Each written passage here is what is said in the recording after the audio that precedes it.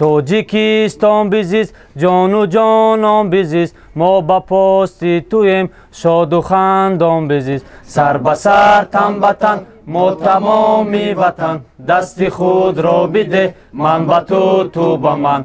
این گروه عسکران وقتی خالگی خود را با سراییدن شعر و سرود می‌گذرانند. هرچند این فرصت خیلی کم است اما آن را برای بلند نمودن حسی وطن پرستی و مهنت خواهی مصرف می‌کنند.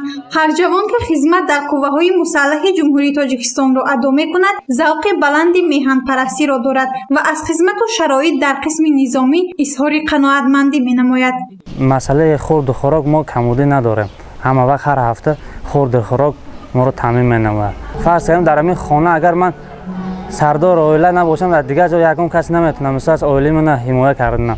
یعنی ما اگر وطن خود ما حمایت نکنیم یکم کس نمیاد از بیرون یا از دیگر جا. صبح امروز سنه 13 اکتبر گروه زنان فعال ولایت و شهری خوجند همراهی چند از مادران سربازان به یکی از قسم نظامی رفتند تا از شرط و شرایط و خدمت عسکران و افسران آگاهی پیدا نمایند. این کار با تشبث رئیس ولایت سوغد رجب احمدزاده صورت گرفت. مقصد اساسی آن واخوری سربازان با مادرانشان بود.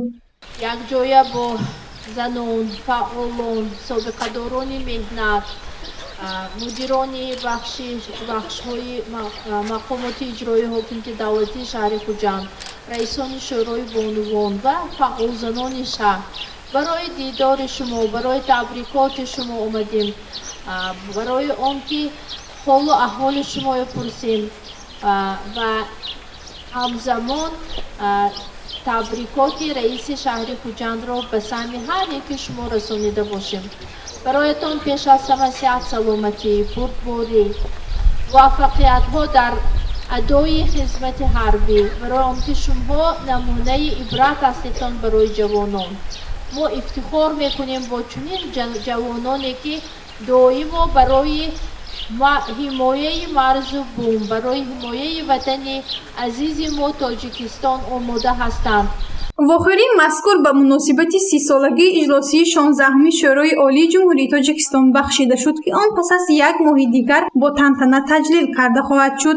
همچنین در این واخوری نماینده ریاستی کار با زنان و عائله مقامات اجرایی حاکمیت دولتی ولایت سوغد اشتراک نموده عاید به تاریخ اجلاسی 16 شورای عالی جمهوری تاجیکستان یادرس گردیده از سهم آن وقت رئیس شورای عالی جمهوری تاجیکستان امامعلی رحمان گفت: هنوز سال 1992 نقش و موقع اجلاسی را به صفت رویداد سرنوشت‌ساز ملت معین نمود، زیرا آن در کشور گردش کلی را به وجود آورد.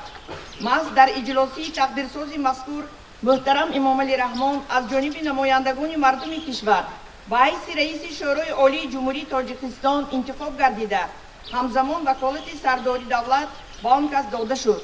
به عهده سرداری دولت تامین حقوق و آزادی‌های شهروندان، کنستیتوسیه و قانون‌های جمهوری تاجیکستان واگذار گردید.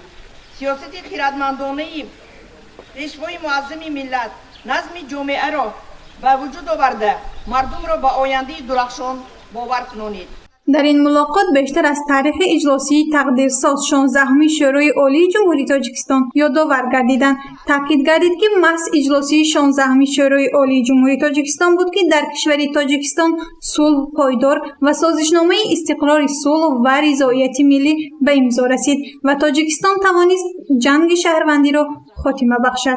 مادر فرزند دیدن با اومدیم همچون قناعت بخش انجا همش کری صحبت کرده، جاهای خوبش، جاهای استلاوی هوش دیده، اوقات های خوردهش با خبر شده، همچون قناعت بخشانه خاطرامای جمع کرده برگشت است. من قناعت بخش هستم که همچون فرزندای ما مدافع وطنش به اومده خدمت کراست. قناعت بخشم از جای خوابشان، از جای زیستشان، از رفتارشان، همچون من قناعت بخش خاطر جمع کردی برمیگردم. هدف برگزاری ملاقات بجز از آشنایی از شرط و شرایط در قسم نظامی اینچنین معرفی دستاوردهای استقلالیت دولتی جمهوری تاجیکستان است. گزارش منظور بختیارزاده و نعیم جان ایوبوف برای برنامه اطلاعاتی خبر.